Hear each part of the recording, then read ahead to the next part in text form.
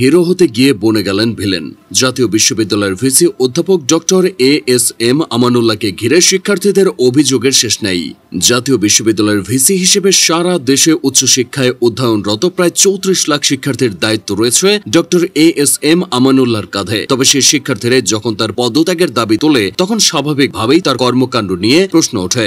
গত ২৬ অক্টোবর ২০২৪ সালের অনার্স তৃতীয় বর্ষ পরীক্ষার ফর্ম পূরণের নোটিশ জারি করে জাতীয় বিশ্ববিদ্যালয়। তবে সেই নোটিশ প্রকাশের পরপরই শিক্ষার্থীরা আক্রোশ ও ক্ষোভে ফেটে পড়ে। কারণ সবকিছু মিলিয়ে গত বছরের তুলনায় এই বছর ফর্ম পূরণের ফি প্রায় ৩,০০০ টাকা বাড়ানো হয়েছে। এক বছরের ব্যবধানে এমন অস্বাভাবিক হারে পরীক্ষার ফি বৃদ্ধি করায় ফর্ম ফিল আপ বয়কটের ঘোষণা দেয় জাতীয় বিশ্ববিদ্যালয়ের অধিভুক্ত কলেজসমূহের শিক্ষার্থীরা। বিভিন্ন কলেজের শিক্ষার্থীরা আনুষ্ঠানিকভাবে এই অযৌক্তিক ফি বৃদ্ধির প্রতিবাদ করার পাশাপাশি সামাজিক যোগাযোগ মাধ্যমে তারা ভিসি আমানুল্লাহর পদত্যাগের দাবি তোলে। শিক্ষার্থীদের ক্রমাগত চাপের মুখে জাতীয় বিশ্ববিদ্যালয় শেষমেশ অনার্স তৃতীয় বর্ষের ফর্ম পূরণের ফি সংশোধন করতে বাধ্য হয়। তবে সেই সংশোধন করা ফি নিয়েও শিক্ষার্থীরা নাখোশ। সংশোধিত নতুন ফি বিশ্লেষণ করলে দেখা যায় যে চলতি বছর ও পূর্বের বছরের অনার্স তৃতীয় বর্ষ ফর্ম পূরণের ফি এর মধ্যে এখনো ১,১২৫ টাকার ব্যবধান রয়েছে। বিষয়টা অনেকটা ১০ টাকা বাড়িয়ে ৫ টাকা কমানোর মতো ব্যাপার। আর এই কারণেই ভিসি আমানুল্লাহকে চান্দা ভাই, খয়রাতি, ব্যবসায়ী সহ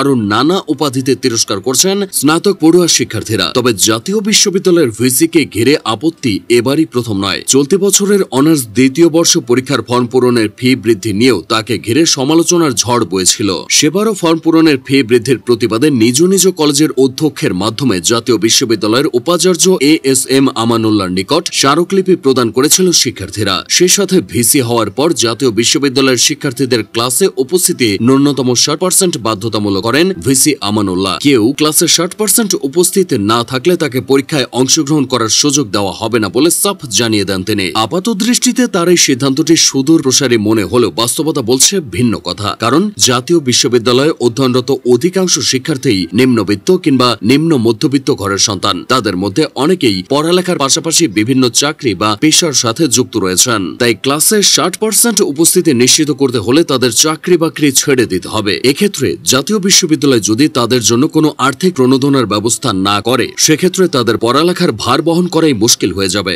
সেই সাথে জাতীয় বিশ্ববিদ্যালয়ের অন্তর্ভুক্ত কলেজগুলোর মধ্যে বেশিরভাগেরই কোনো হল বা ছাত্রাবাস নেই। কিছু কিছু কলেজে হল থাকলেও শিক্ষার্থীর সংখ্যা বিবেচনায় তা একথায় নগণ্য। এমন পরিস্থিতিতে দূর দূরান্ত হতে আগত শিক্ষার্থীদের জন্য প্রতিটি ক্লাস অ্যাটেন্ড করা খুবই কষ্টসাধ্য ব্যাপার। তাই বাস্তবতা চিন্তা না করে শিক্ষার্থীদের ৬০% উপস্থিতি বাধ্যতামূলক করাকে ভিসির গণ্ডমূর্খ সিদ্ধান্ত হিসেবে দেখছেন অনেকেই। তাছাড়া দেশের অন্যান্য বিশ্ববিদ্যালয়গুলোর তুলনায় জাতীয় বিশ্ববিদ্যালয়ের শিক্ষার মান ঢের পিছিয়ে রয়েছে। শিক্ষার মান উন্নয়ন না করে শিক্ষার্থীদের ক্লাসমুখী করার জন্য উঠে পড়ে লাগার ব্যাপারটা স্বাভাবিকভাবেই কিছুটা দৃষ্টিকটু। দিন শেষে সবকিছু মিলিয়ে জাতীয় বিশ্ববিদ্যালয়ের বর্তমান ভিসি অধ্যাপক ডক্টর এএসএম আমানুল্লাহ যে শিক্ষার্থীদের মাথা ব্যথার কারণ হয়ে দাঁড়িয়েছেন তা দিনের আলোর মতো স্পষ্ট। শিক্ষার্থী, ভিসি ও তাদের মনস্তাত্ত্বিক দ্বন্দ্বের এই ত্রিকোণ প্রেমের গল্প শেষমেশ কোথায় গিয়ে ঠেকবে সেটাই এখন দেখার বাকি।